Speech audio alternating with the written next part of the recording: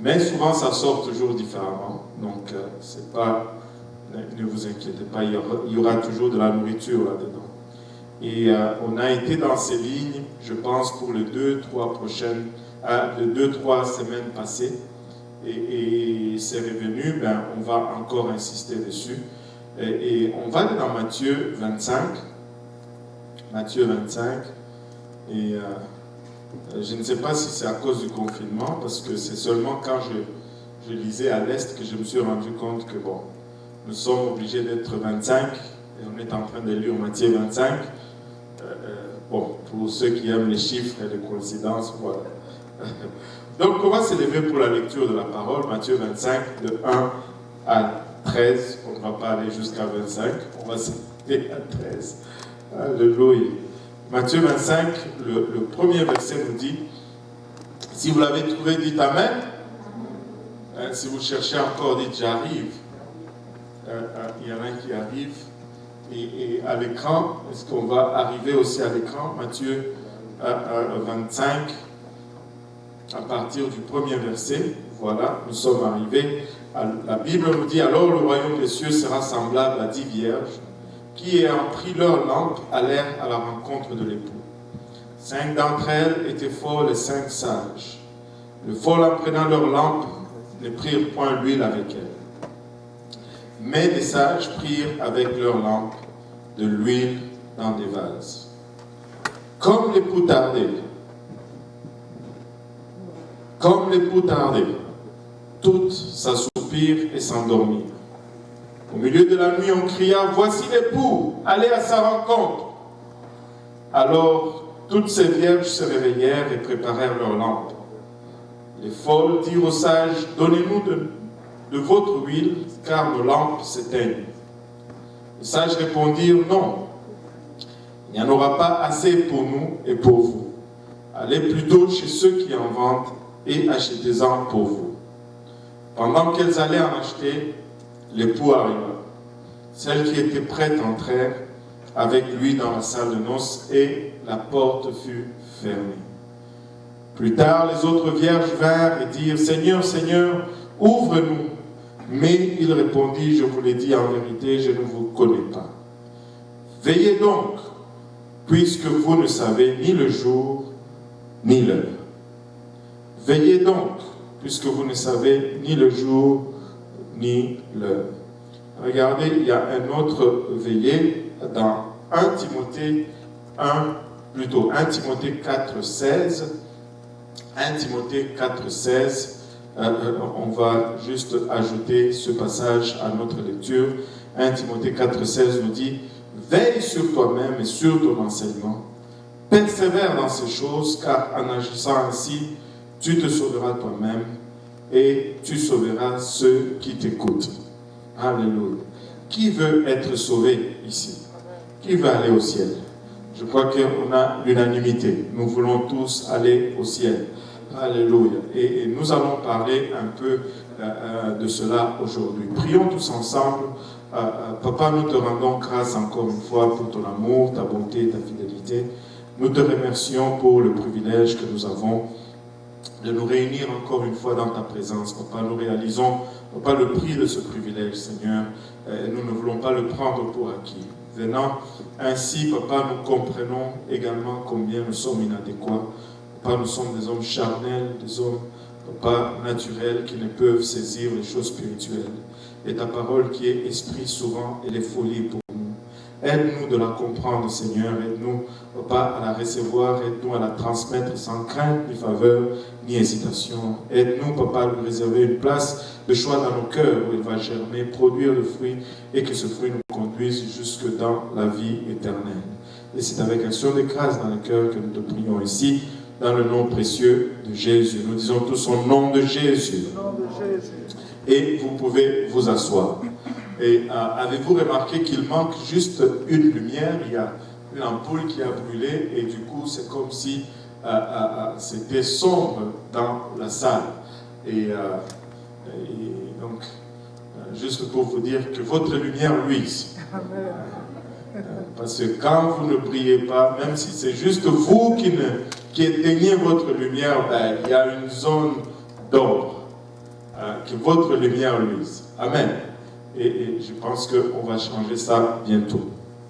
Et il n'y a pas de doute que nous sommes dans la fin des temps. Amen. Il n'y a pas de doute que nous vivons vraiment la fin des temps. Et avant de regarder le temps dans lequel nous vivons, laissez-moi vous dire ceci, que je pense que j'en ai parlé il y a 1 ou 2 semaines. Ces derniers temps, j'ai découvert quelque chose de particulier dans la Bible. On a toujours dit souvent, ne prends pas juste un verset, mais il faut que tu regardes le contexte du verset. Et pour avoir le contexte du verset, il faut lire ce qui vient avant et ce qui vient après. Amen. Et qui fait cet exercice? Il faut faire cet exercice, sinon tu risques toujours de mal interpréter la parole. Mais il y a quelque chose de plus profond. On peut aller encore plus profond avec ce principe. Au-delà d'un verset, il y a des passages. Et j'ai constaté que les passages dans la Bible ne sont pas juste placés au hasard. Très souvent, ce n'est pas placé au hasard. C'est placé pour faire suite ou pour éviter à ce que ce qui a été dit soit pris hors contexte ou soit mal interprété, ou qu'on manque quelque chose dans ce qui a précédé. Et en faisant ceci, tu vas remarquer que le chapitre 25 vient tout de suite après le chapitre 24. N'est-ce pas merveilleux? Le chapitre 25 vient tout de suite après le chapitre 24. Et le chapitre 24 nous parle de la fin de temps, du signe de la fin, de l'enlèvement. Le chapitre 24 fait peur. Jésus est tellement pointilleux dans le chapitre 24. Nous avons eu l'opportunité de regarder et de discerner un peu le chapitre 24 alors que nous avions étudié si nous étions enlevés avant, pendant ou après. Et nous avons vu combien et comment il parle à des groupes différents dans le chapitre 24. Et les signes sont précis. Et il dit que la génération qui voit cette génération ne va pas passer et la fin arrivera. Et on voit l'urgence, on voit l'imminence de l'arrivée du Seigneur. Et ce n'est pas étonnant que les apôtres ont vécu avec cet esprit. Si vous lisez les apôtres, vous allez arriver à la conclusion qu'ils vivaient toujours dans l'attente imminente du retour du Seigneur. Les apôtres croyaient que le Seigneur allait retourner dès leur vivant. Amen. Les apôtres croyaient que le Seigneur allait retourner de leur vivant. Regardez dans 1 Thessaloniciens, Paul est en train d'écrire aux Thessaloniques. 1 Thessaloniciens 4, à partir du 13e verset, il dit ceci: nous ne voulons pas, frères, que vous soyez dans l'ignorance au sujet de ceux qui dorment, afin que vous ne vous affligez pas comme les autres qui n'ont point d'espérance. Laissez-moi vous dire, nous ne sommes pas comme ceux qui n'ont pas d'espérance. Si tu es un enfant de Dieu et que tu as obéi à l'évangile, tu n'es pas sans espérance. Les autres regardent la fin venir et c'est un sujet de détresse pour eux, mais nous regardons la fin arriver et ça doit être un sujet de joie, un sujet de soulagement pour nous, parce que nous savons qu'il revient pour nous, il va nous sortir de cette misère. Nous ne sommes pas dans le désespoir quand nous regardons la fin de temps. Et j'étais en train d'enseigner à l'église de l'Est et cette idée m'est venue en tête, je vais vous la partager. Savez-vous, un élève ou un étudiant qui prépare ses examens, qui réussit ses tests, qui étudie profondément, il n'a pas peur de la fin de l'année. Au fond, il anticipe la fin de l'année, n'est-ce pas? Où sont les étudiants? Ceux qui ont toujours de bonnes notes. Ils anticipent la fin de l'année. Ils sont contents de la fin de l'année. Mais si tu n'as pas été un bon étudiant, si tu as eu des mauvaises notes dans tes tests, tu n'as pas hâte à la fin de l'année. Il y a un sentiment d'angoisse qui te saisit à la fin de l'année. Pourquoi? Parce que tu n'as pas fait de devoir. Parce que tu sais que la note n'est pas bonne. Nous autres qui venons de l'ancienne génération, nous sommes de l'époque et de la société. Chez nous, on avait ce qu'on appelait les journaux de classe. Et je ne sais pas qui a eu un journal de classe ici. C'est un cahier de communication, journal de classe. Et chaque jour, tu devais le faire signer, chaque soir, par ton père. Et malheur à toi si tu as fait quelque chose en classe qui n'est pas bon. Le prof va écrire la remarque là-dedans avec un bic rouge.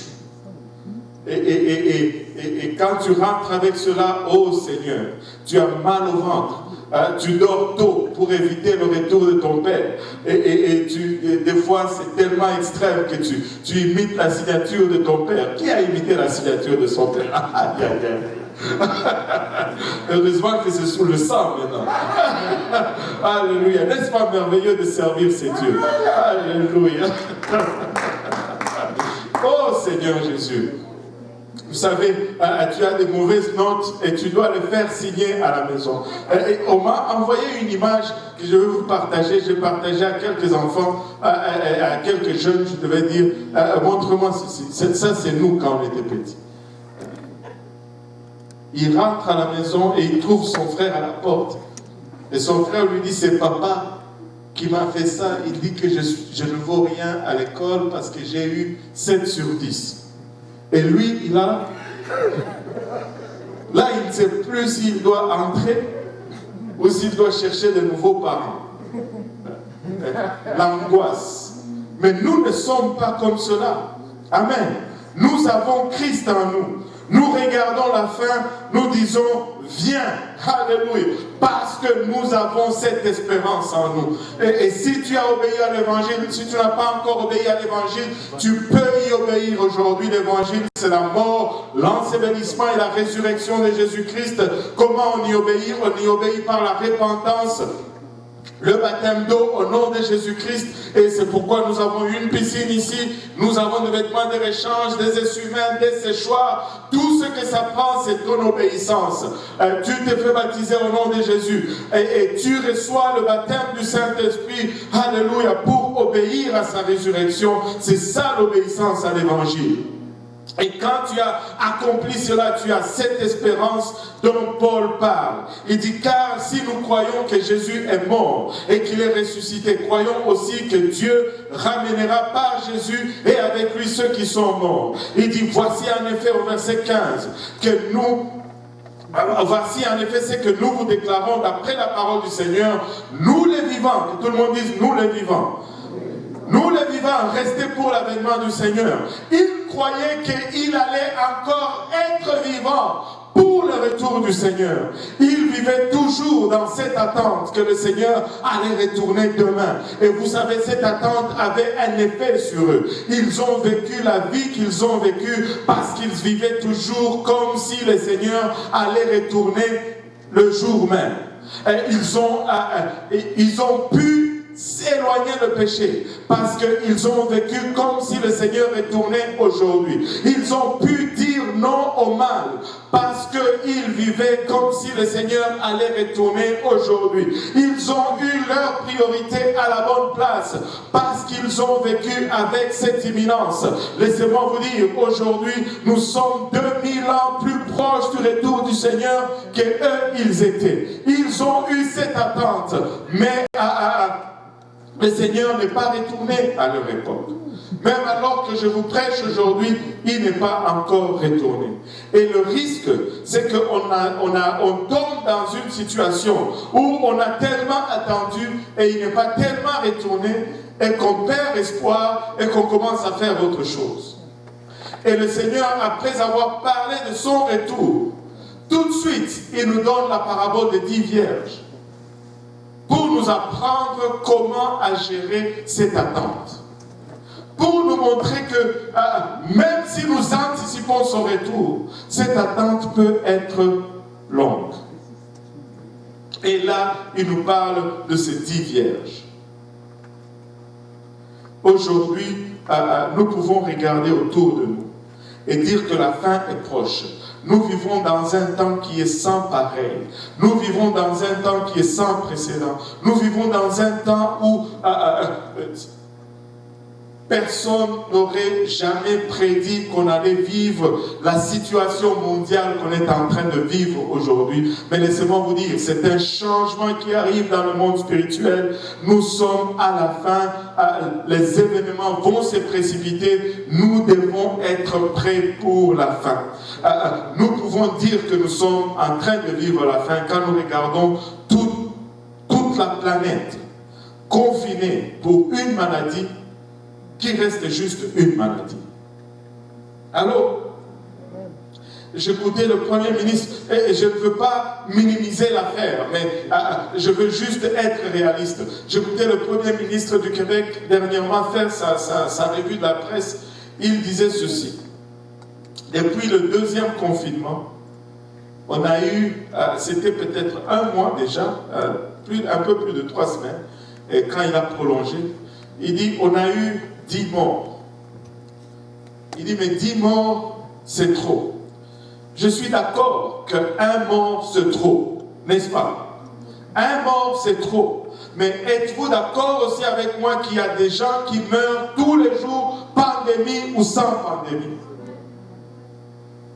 Là, nous sommes en train de tuer plus de gens avec la cure que nous sommes en train de le tuer avec la maladie. Anyway, ça c'est pas pour moi, je laisse. Laissez-moi vous dire ceci, nous sommes dans la fin lorsque nous voyons ce qui se passe dans ce monde. Nous sommes dans la fin lorsque nous voyons le dirigeant d'une des plus grandes organisations chrétiennes qui dit croire dans la Bible. En fait, il ne croit pas dans la Bible. Et qui se lève et qui se dit que l'homosexualité est correcte. Les homosexuels sont les enfants de Dieu. Mais laissez-moi vous dire, quand moi j'ai lu la Bible, j'ai lu Jésus-Christ en train de dire aux pharisiens que votre père c'est le diable, c'est de lui que vous êtes enfants. Alors,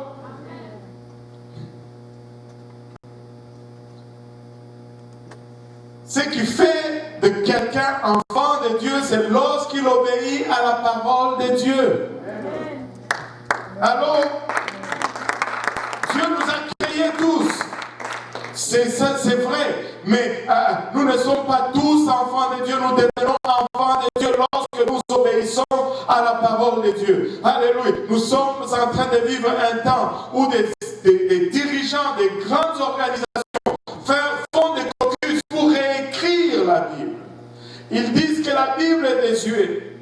Laissez-moi vous dire, la dernière fois que j'ai lu, alléluia, le Seigneur Jésus déclare, pas même une seule iota de cette parole passera, le monde passera, mais ma parole ne passera point. Alléluia, tu peux faire confiance dans la Bible encore aujourd'hui.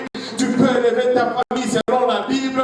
Tu peux planifier ton avenir selon la Bible. Tu peux miser ta vie entière sur cette parole, car elle est la parole de Dieu. Elle n'est point confinée. Elle n'est point confinée. Elle agit toujours. Elle est à l'épreuve de temps. Elle est à l'épreuve, alléluia, de la connaissance humaine. Elle transcende toutes choses. La parole de Dieu est au-dessus de toutes choses. La parole de Dieu surpasse toutes choses. Alléluia, alléluia. Et Paul dit aux Thessaloniques, Dieu va revenir et très bientôt. Et ils avaient cette urgence. Et nous pouvons regarder autour de nous et avoir cette même sensation d'urgence du retour du Seigneur. Et si nous sommes prêts, nous allons être enthousiasmés. Nous allons peut-être croire que le Seigneur va retourner demain. Et avec raison, si tu crois cela. Vous savez, le Seigneur peut retourner même en milieu de ce service. Prophétiquement, il n'y a aucune prophétie qui le retient. Il pourrait retourner aujourd'hui. Il pourrait retourner demain. Il pourrait retourner après-demain. Il est libre de retourner quand il veut, parce que prophétiquement, nous sommes déjà là. Mais cette attente, quand elle est intense en nous, et que nous nous levons jour après jour, nous ne le voyons pas retourner. Ça peut créer un sentiment, ça peut créer une attitude contraire à ce que nous désirons ou que nous anticipons. Et le Seigneur nous donne l'enseignement de ces 10 vierges. Il commence ainsi, il nous dit, alors le royaume des cieux sera semblable à 10 vierges, qui ayant pris leur lampe, allèrent à la rencontre de l'époux. Regardez, ce sont là 10 vierges, c'est-à-dire des femmes qui se sont mises à part pour un mari. Elles se sont gardées, elles se sont consacrées pour leur époux. Mais il y en avait 5 qui étaient folles et 5 qui étaient sages. Et quand on le regardait en partant, les 10 étaient pareils. On ne pouvait pas voir vraiment de différence. On ne pouvait pas faire une distinction particulière. Elles étaient toutes vierges, elles étaient toutes prêtes pour aller rencontrer l'époux. Elles étaient toutes obéissantes. Et si on le regarde par rapport à l'Église aujourd'hui, on dirait que c'est un groupe de gens qui ont tous obéi à l'Évangile, qui se sont tous repentis de leurs péchés et qui se sont tous fait baptiser au nom de Jésus et qui attendent le retour du Seigneur et qui font tout pour que lorsque le Seigneur revient, ils le trouvent prêt à le rencontrer. Mais la Bible nous dit néanmoins qu'il y en avait 5 qui étaient folles et 5 étaient sages. Et laissez-moi vous dire, le livre de Proverbes nous dit que folie pour le monde, c'est sagesse pour Dieu. Et à l'apparence, si on regardait, il y en avait 5 qui avaient pris de l'huile en réserve.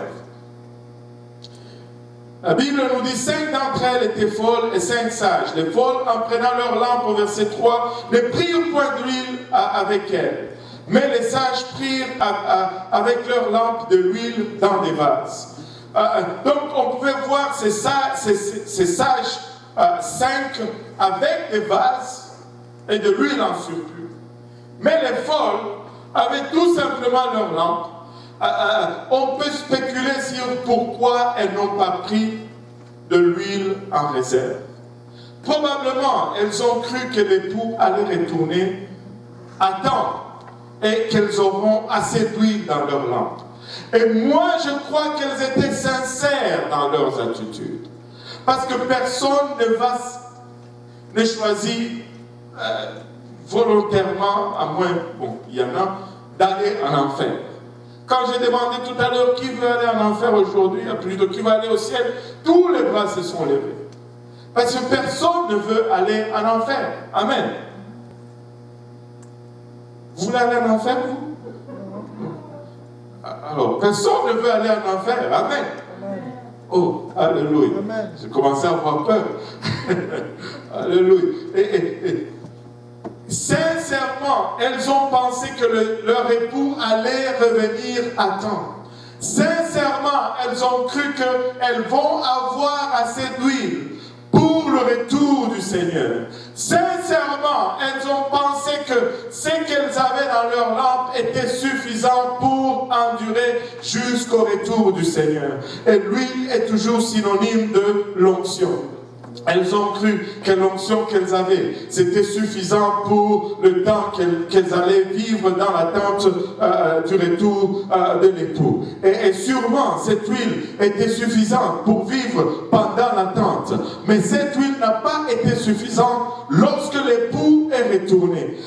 On pouvait voir ces 5 sages qui, au regard du monde et au regard de ceux qu'on regarde comme folles, devaient paraître comme de folles. Pourquoi prenez-vous des lampes, des vases en surplus? Pourquoi prenez-vous de l'huile en réserve en plus? C'est de la charge inutile, c'est un fardeau inutile. Laissez ces réserves d'huile. Le Seigneur revient bientôt. Vous n'avez pas besoin de prendre cette huile en plus. Mais elles ont dit non, nous allons juste prendre au cas. Et permettez-moi de vous dire ici aujourd'hui que dans notre monde aujourd'hui, la parole de Dieu donne des instructions claires en ce qui concerne ce que nous devons faire pour être prêts pour son retour. Mais très souvent, nous sommes sélectifs. Nous regardons ce qui est bon pour nous, nous disons c'est ça, mais les autres, nous posons souvent la question, est-ce que ça c'est nécessaire pour le salut? Est-ce que la sanctification c'est nécessaire pour le salut? Alléluia. Laisse-moi te dire, la prochaine fois que quelqu'un te pose cette question, est-ce que ta sanctification, est-ce que c'est nécessaire pour ton salut? Dis-lui, je suis en train juste de prendre de l'huile dans un vase à réserve, juste au cas où le Seigneur tarde. Je suis en train de prendre un petit peu d'huile en réserve, juste au cas où il tarde, il revient plus tard que je ne l'anticipe. Laissez-moi vous dire, alléluia, il y a de ces choses dans la parole de Dieu qui semblent être des fardeaux. Mais laissez-moi vous dire, c'est peut-être des fardeaux pour aujourd'hui. Mais lorsque l'appel de minuit va retentir, alléluia, ce sont ces choses-là qui vont faire la différence. Elles sont peut-être lourdes à porter aujourd'hui, mais ce sont ces choses-là qui vont faire la différence. Elles sont peut-être dures à endurer aujourd'hui, mais laissez-moi vous dire, ce sont ces choses-là qui vont faire la différence. On va se moquer de nous pour, alléluia, notre consécration. Mais lorsque le coup de minuit va sonner, c'est cette consécration qui va faire la différence entre les sages et les folles. Tu veux juste prendre un peu d'huile en réserve. Tu veux juste un peu de prière en réserve. Tu veux juste un peu de jeûne en réserve. Alléluia. Laissez-moi vous dire, Église, il y a plusieurs choses qui sont là pour nous endormir aujourd'hui. Des choses qui sont légitimes, mais qui sont là pour nous endormir. Et l'Église risque d'être endormie. L'Église est endormie aujourd'hui, si je peux me permettre de le dire. Tellement d'occupations. Et les unes plus importantes que les autres. Mais laissez-moi vous dire qu'il n'y a qu'une seule chose qui comptera lorsque la trompette sonnera, c'est si tu es en ordre avec Dieu. Tu peux avoir des diplômes sur ton mur de la maison. Mais lorsque la trompette sonne, tout cela va rester et tu ne vas aller nulle part avec cela. Tu peux avoir 5, 10, 15 maisons. Tu peux avoir 5, 4 voitures. Mais lorsque la trompette sonne, rien de cela ne fera la différence. C'est seulement ces livres, c'est seulement notre obéissance à cette parole qui fera la différence. Suis-je en train de dire que, arrêtons d'aller à l'école et prions comme... Non, je ne suis pas en train de dire cela. Je suis en train de dire cela. Je suis en train de dire ceci. Allez à l'école et vous êtes mieux d'être meilleur dans cette école où vous allez. Mais même si vous allez à l'école, que Jésus ne soit pas deuxième, qu'il reste premier. Alléluia. Que vous soyez premier à l'école avec Jésus premier dans votre vie. Que vous soyez premier au travail avec Jésus premier dans votre vie. Que vous soyez premier dans les finances, mais avec Jésus premier dans votre vie. Sans Jésus, ces choses sont inutiles. La trompette sonne et toutes ces choses restent. Toutes ces choses restent. Elles sont légitimes. Oh, qu'elles sont bien légitimes. Mais, alléluia, elles ne vont pas faire la différence. La dernière fois que je l'ai lu, la Bible nous dit dans le livre d'Hébreux, recherchez la paix avec tous et la sanctification sans laquelle nul ne verra le Seigneur. Alléluia. Non seulement je dois, alléluia, obéir à l'évangile, mais je dois m'assurer, alléluia, que j'ai de l'huile en réserve dans le réservoir. J'ai de l'huile dans la lampe, c'est bon, mais ce n'est pas suffisant. J'ai besoin de l'huile dans le réservoir. Remarquez ceci. Il dit, comme l'époux tardait, toutes s'assoupirent et s'endormirent. Les deux se sont endormis, et les sages et les folles. Et les sages et les folles. Les deux se sont endormis. Au milieu de la nuit, on cria, voici l'époux. Allez à sa rencontre. Il y a plusieurs théologies là-dessus, sur ce cri du milieu de la nuit. Et vous pouvez croire une ou l'autre, c'est pas grave. Et Il y en a qui disent, ce cri du milieu de la nuit, c'est la trompette pour le salut. Pour l'enlèvement, je veux dire. Moi, je crois que ce n'est pas la trompette. Encore. Pourquoi? Parce que l'Église était endormie. Mais ça, c'est un cri qui réveille l'Église. Ça, c'est le cri de la prédication de la parole tous les jours. Ça, c'est le cri, alléluia, d'une Église qui marche dans la voie de Dieu. Alléluia. Nous devons émettre un son clair, Pasteur Serge. Nous devons émettre un son qui est distinct du son de ce monde. Nous devons déclarer haut et fort que ce monde, alléluia, tire à sa fin, que ce monde est en train d'aller vers la fin et que ce ne sont pas les accumulations de biens ou de reconnaissance qui vont faire la différence. Nous devons nous réveiller. S'il y a un temps où nous devons évangéliser, c'est maintenant. S'il y a un temps où nous devons nous consacrer, c'est maintenant. S'il y a un temps où nous devons prier, c'est aujourd'hui. S'il y a un temps où nous devons être chrétiens plus que nous l'avons été, c'est le jour dans lequel nous sommes en train de vivre. Parce que nous sommes vraiment au milieu de la nuit. On cria, voici l'époux, allez à sa rencontre. Alors toutes ces vierges se réveillèrent et se préparèrent leurs lampes. Elles sont allées, elles ont commencé à préparer leurs lampes. Mais c'est là qu'elles se sont rendues compte que les lampes se sont éteintes et que l'huile, alléluia, était épuisée. Et les folles se tournent alors vers les sages et disent aux sages, donnez-nous un peu de votre huile, car nos lampes s'éteignent. Et nous avons besoin de voir l'époux. Donnez-nous un peu de votre huile. Nos lampes sont éteintes. Regardez la réponse des sages. Dans ce monde aujourd'hui, cette réponse allait peut-être sembler ingrat, parce que nous avons une conception tordue de ce qui est droit et de ce qui est juste, de ce qui est bon et de ce qui est mauvais. Les sages ont répondu non, il n'y en aura pas assez pour nous et pour vous. Allez plutôt chez ceux qui en vendent et achetez-en pour vous-même. Laissez-moi vous dire ceci. Alléluia, il arrivera un temps où on ne pourra pas se partager l'huile. Il arrivera un temps où je ne peux pas, alléluia, vous donner ce que j'ai. Il arrivera un temps où c'est seulement ce que vous avez qui compte. Laissez-moi vous dire, s'il y a un temps où nous pouvons partager, c'est aujourd'hui. C'est aujourd'hui que nous pouvons encore partager cet évangile. C'est aujourd'hui, papa, que tu peux rassembler tes enfants autour de la table, leur partager la parole de Dieu et leur dire, vous êtes mieux de remplir vos huiles et de prendre des vases en réserve. C'est aujourd'hui que vous devez donner cet avertissement. Vous êtes mieux de vous mettre en ordre et de vous assurer que votre vie de prière, alléluia, est vraiment intense et chaude pour le retour du Seigneur. C'est aujourd'hui que nous pouvons partager. Aujourd'hui, vous pouvez venir et remplir vos vases d'huile encore. Aujourd'hui, vous pouvez venir en ces lieux. Il y a encore de l'huile qui est versée. Mais un jour, l'huile va tarir. Un jour, on ne pourra pas se partager l'huile. Je veux monter au ciel avec mes enfants. Je veux monter au ciel avec ma famille. Je veux monter au ciel, alléluia, avec tout ce que je connaisse. Mais la seule différence que nous pouvons faire, c'est aujourd'hui, ce n'est pas ce jour-là. Ce n'est pas ce jour-là. Alléluia. Nous devons veiller, frères et sœurs.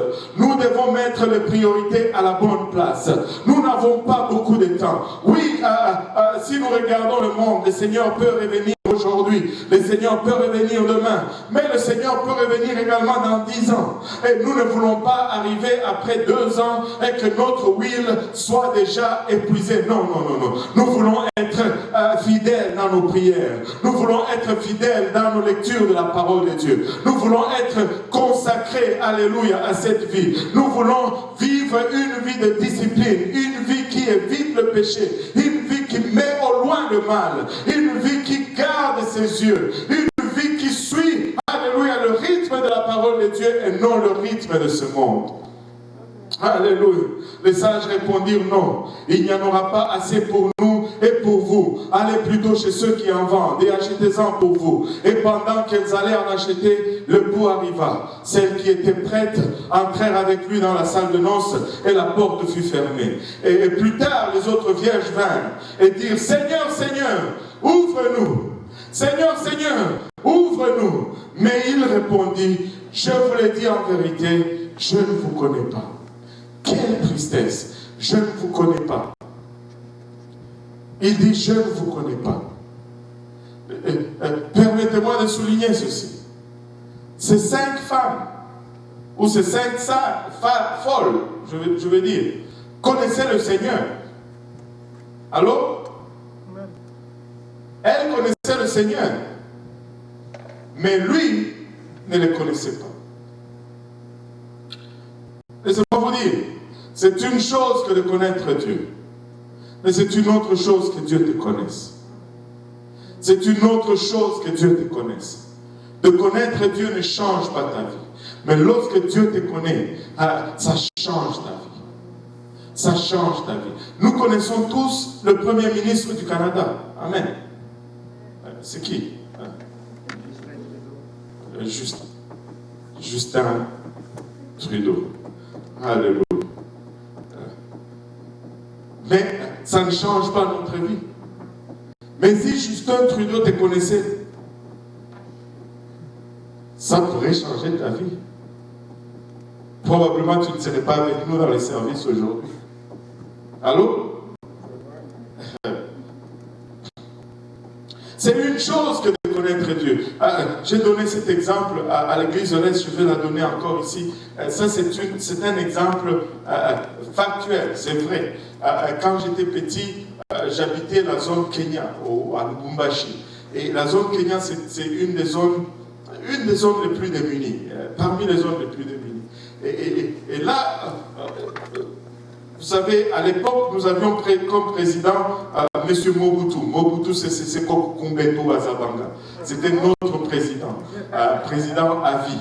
Et lui, quand il arrivait dans la ville, c'était congé pour tout le monde. L'école, c'était congé. On l'aimait pour ça.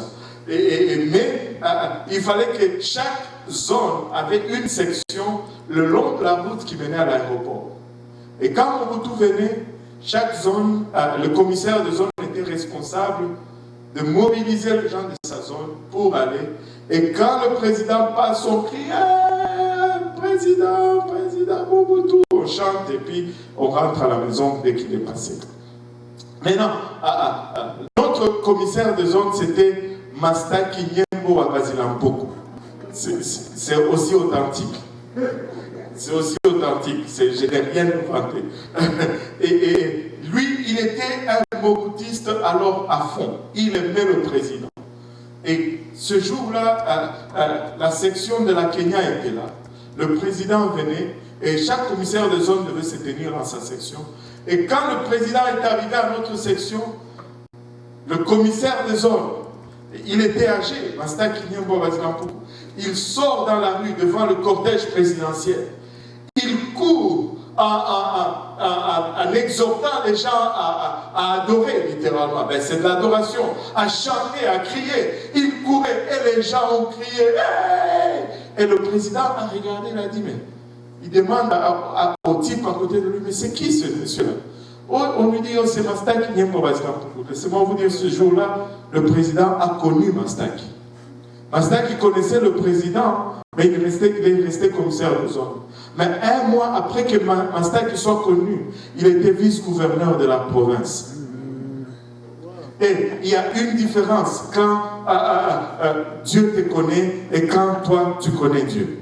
Laissez-moi vous dire, alléluia, le principe est presque le même. Quand j'arrive ici, alléluia, je veux crier devant lui, je vais adorer, alléluia, je vais obéir à son commandement. Qu'est-ce que tu fais? Je veux que Dieu me connaisse. Qu'est-ce que tu fais? Je veux qu'il me remarque, qu'il demande, mais c'est qui ces jeunes-là qui courent tout le temps à l'église? Mais c'est qui cette dame-là qui adore tout le temps sans réserve? Qu'on lui dit que c'est la sœur telle. Alléluia, je veux qu'il me connaisse, je veux qu'il m'identifie, je ne veux pas arriver devant lui et mais qui es-tu? Alléluia. Il doit me connaître. Alléluia. Mastaki était un fervent mobutiste. Il appliquait le mobutisme à la lettre. Et nous devons être des fervents chrétiens et nous devons appliquer la chrétienté à la lettre. Nous devons obéir à la parole de Christ si nous voulons nous faire connaître de la part de Dieu. Et il répondit, je vous dis en vérité, je ne vous connais pas. Et il dit, veillez donc, puisque vous ne savez ni le jour, ni l'heure. Personne ne sait ni le jour, ni l'heure. Ne cherchez pas à deviner.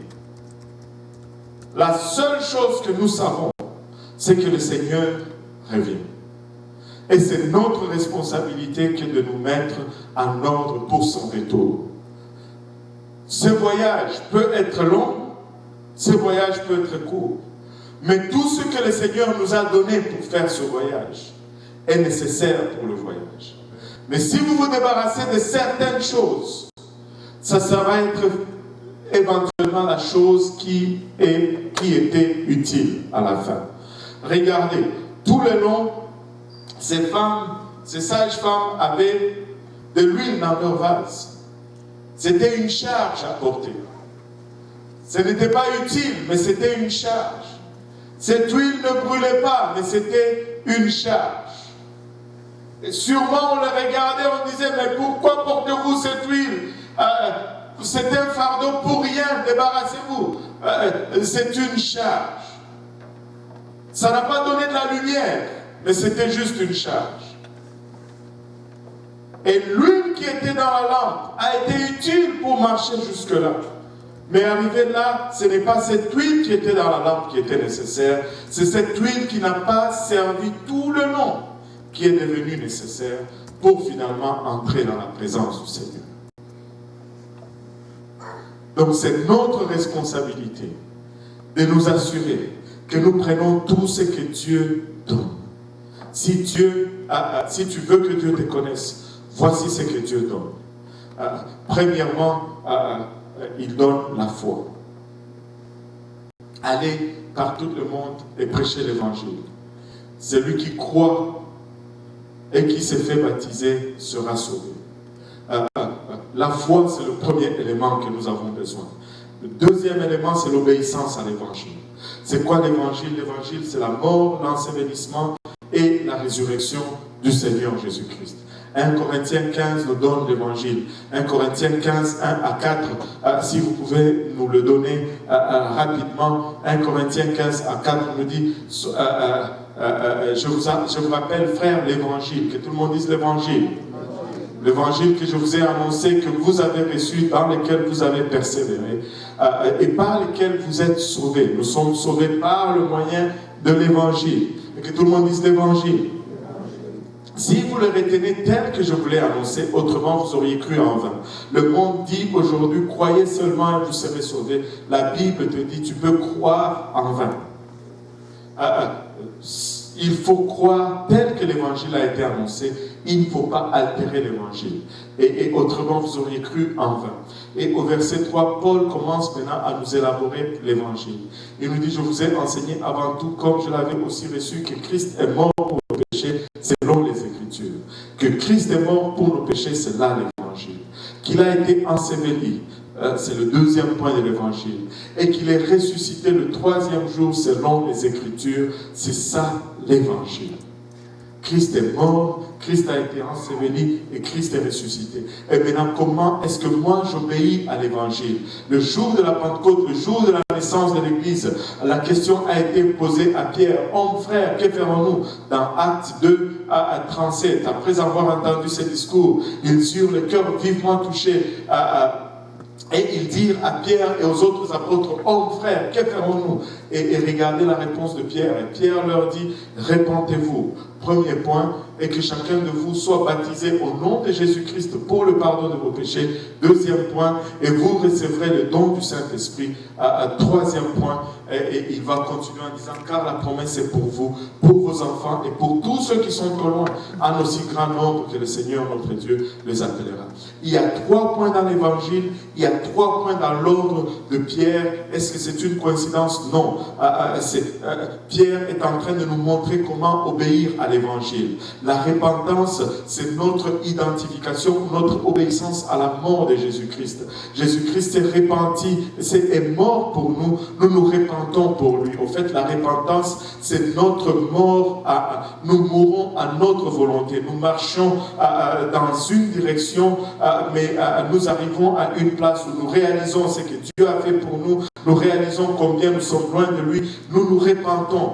Non seulement nous regrettons nos péchés, mais nous nous détournons de nos péchés. Si nous volions, nous arrêtons de voler, nous arrêtons de fumer, nous arrêtons de boire, nous arrêtons de forniquer, toutes ces choses. Nous nous détournons du mal. C'est ça la repentance. Il y en a qui vont te dire, mais pasteur, j'ai été tellement longtemps dans ces choses, je n'arrive pas à lâcher. Oui, par toi-même, sûrement tu n'arriveras pas à lâcher. Mais si tu permets au Seigneur de venir dans ta vie, et avec l'aide des frères et sœurs, tu vas y arriver. Tu peux mener une vie de sanctification. Tu peux y arriver. Il y a assez de puissance dans la parole de Dieu pour te délivrer de quoi que ce soit. Et après la repentance et le baptême d'eau, Christ a été enseveli. Tu dois être baptisé. C'est pourquoi il y a assez d'eau ici. Il y a toute une piscine.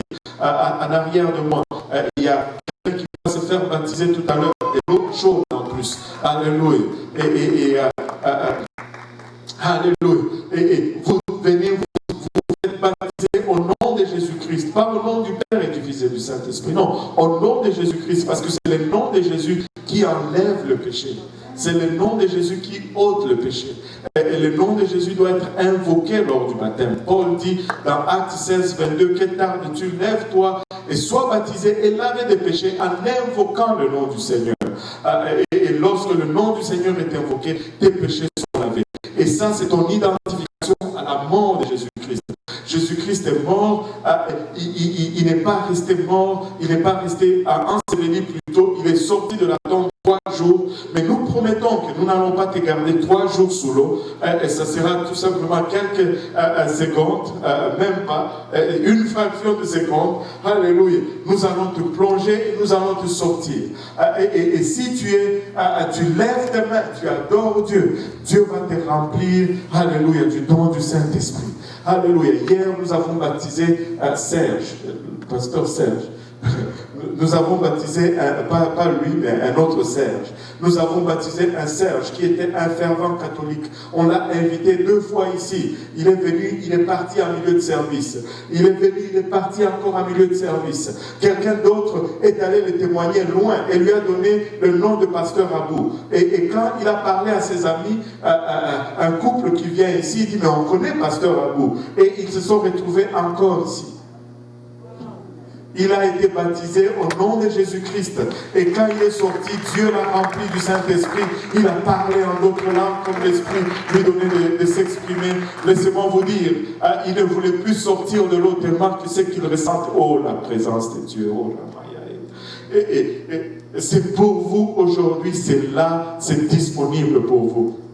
Laissez-moi vous dire, mais cela ne fait que nous mettre sur ce voyage, alléluia, vers le pot. Mais il y a de ces bagages que Dieu va nous donner par la suite, dont notamment la consécration, la sanctification, la lecture de la parole de Dieu, la vie de prière. Et ça, c'est de l'huile en réserve que tu prends dans tes vases. Alléluia.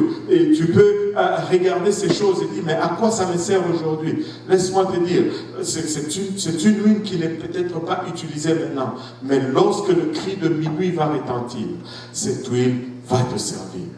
Cette huile va être utile. As-tu de l'huile dans tes vases de réserve aujourd'hui? As-tu de l'huile dans tes vases de réserve aujourd'hui? S'il n'y en a pas, il y a assez d'huile dans ces lieux. Si nous pouvons nous lever tous ensemble, il y a assez d'huile dans ces lieux pour remplir des vases de réserve. Il y a assez d'huile dans ces lieux, alléluia, pour que tu prennes des vases de réserve. Tu n'as pas juste à te contenter de la lampe. Tu peux prendre des vases en réserve et t'assurer que lorsque le cri de minuit va retentir, ta lampe ne va pas s'éteindre, ta lampe va demeurer arrivée. Et laissez-moi vous dire, nous ne pouvons pas être insensibles à ce que nous voyons autour de nous. Le retour du Seigneur est proche. Le retour du Seigneur est proche. Mais je ne sais pas, et tu ne sais pas, il peut retourner demain, il peut retourner après-demain, il peut retourner dans 5 ans, il peut retourner dans 10 ans. Mais c'est notre responsabilité que de garder notre flamme allumée. C'est notre responsabilité que de garder, alléluia, nos vases de réserve plein d'huile. Alléluia. Écoutez la voix de ces prédicateurs. Écoutez la voix, alléluia, de ces prédicateurs. Il est peut-être insignifiant, alléluia, mais cette parole est certaine. Le Seigneur revient bientôt et nous sommes mieux de nous assurer que dans nos vases, non seulement dans nos lampes, mais que dans nos vases, il y a également de l'huile en réserve. Non seulement dans nos lampes, alléluia, parce que cette route peut être plus longue qu'on l'anticipe. Alléluia, l'épreuve qui vient en avant de nous, peut être plus dure qu'on l'anticipe. J'ai besoin de lampes, de l'huile en réserve dans mes vases. En élevant nos mains, si nous pouvons prier tous ensemble. Alléluia, Papa, alléluia.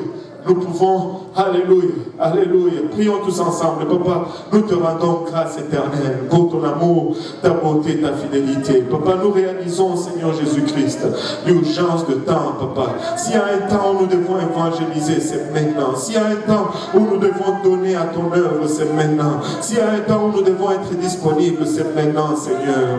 Papa, mais nous te prions, Seigneur, que tu nous réveilles de notre sommeil. Si nous étions endormis, Papa, réveille-nous avant qu'il ne soit trop tard, Père. Secoue ton Église, ô Éternel. En ces temps, il a de dernières moissons, Seigneur. Papa, il a qui sait, alléluia, sur le salut de ton voisin, alléluia, repose sur le fait que tu ouvres ou que tu fermes ta bouche.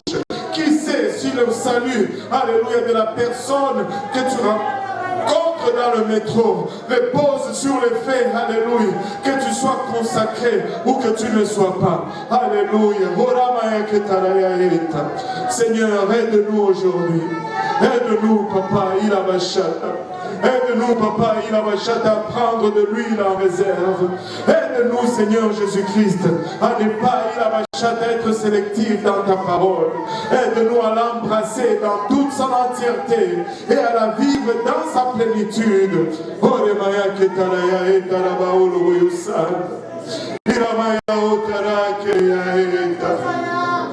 Oh Jésus, alléluia, alléluia Jésus, il y a de l'huile, il y a assez d'huile, alléluia, il y a assez d'huile dans cette lampe. Il y a des gens qui viennent pour être baptisés au nom de Jésus. Si vous êtes là et que vous voulez être baptisé aussi au nom de Jésus, vous pouvez l'être aujourd'hui. Nous avons l'eau, nous avons des vêtements de réchange et ça ne prend que votre obéissance. Alléluia. Et si vous nous suivez en ligne et que vous n'avez pas encore obéi à l'évangile, laissez-moi vous dire que cette parole est pour vous aujourd'hui. Vous pouvez vous repentir, vous pouvez, alléluia, vous mettre sur la bonne voie. Vous pouvez le suivre aujourd'hui. Vous pouvez choisir Jésus aujourd'hui. Alléluia. Il peut être partie intégrale de votre vie.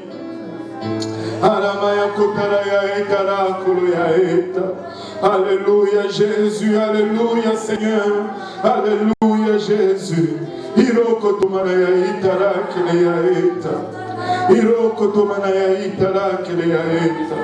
Alléluia Seigneur, je veux avoir ma lampe pleine d'huile mais je veux avoir aussi des vases de réserve pleins d'huile. Le monde va se moquer peut-être de ma conduite, mais je suis en train de porter un réservoir d'huile. Le monde peut rire de moi, à cause de mon apparence, mais je suis en train de porter, alléluia, un vase en réserve. Le monde, alléluia, peut critiquer, alléluia, alléluia, mon abstinence pour certaines choses. Mais laisse-moi te dire ceci, je suis en train de porter de l'huile. Je suis en train de porter de l'huile en réserve. Le monde peut dire, alléluia, est-ce utile pour le salut aujourd'hui? Mais laisse-moi te dire, alléluia, ça sera utile. Ça sera utile. Ça sera utile. Alléluia. Alléluia. Si tu peux, là où tu es, juste, alléluia, oublier la personne à côté de toi. Oublie la personne à gauche, la personne à droite. Jésus-Christ est en Seigneur. Tu peux juste élever ta voix, élever, alléluia, tes bras vers lui et lui dire, Seigneur, me voici. En signe d'abandon, alléluia, je lève mes mains vers toi, Seigneur.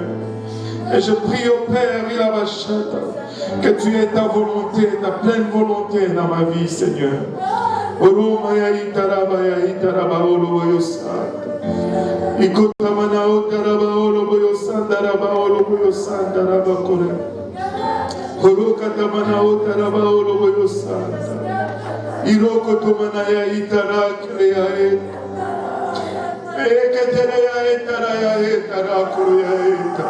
Peu importe les circonstances, peu importe, alléluia, les circonstances mondiales aujourd'hui, Dieu revient pour son Église.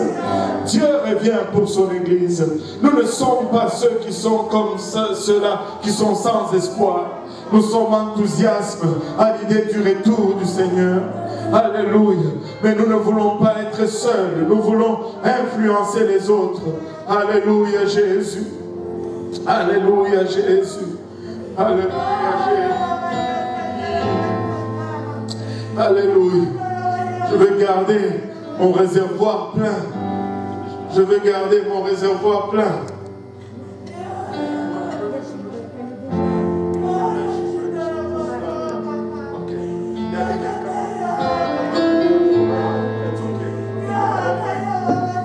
Alléluia.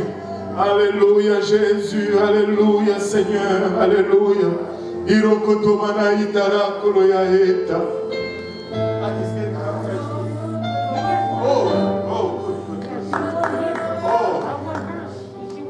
Praise God. Alléluia. Alléluia. Une famille, mari et femme qui vient revêtir le nom de Jésus dans les eaux de baptême. Nous nous réjouissons pour cela. Alléluia. Ola katamanaya itara koloyaeta. Iroboyo itara keleyaeta. Alléluia Jésus. Alléluia Seigneur. Alléluia Jésus. Alléluia. Laissez-moi vous dire, le Seigneur est en route. Il revient bientôt. Et le peuple qui a l'espérance, qui attend son retour, ne doit pas être déprimé. Ayons de l'huile en réserve dans nos vases et soyons enthousiastes pour le retour du Seigneur. C'est maintenant qu'il faut remplir nos vases. C'est aujourd'hui qu'il faut remplir nos vases. Alléluia. Pas lorsque, alléluia, on nous réveille à minuit et qu'on nous dit, il est là, il est à la porte. Là, ça sera trop tard. Alléluia. Alléluia. Que le Seigneur vous bénisse. Nous allons nous réjouir tous ensemble alors qu'il y a 2 âmes qui viennent pour être baptisées dans le nom de Jésus-Christ. Alléluia. Vous pouvez nous jouer quelque chose. Alléluia.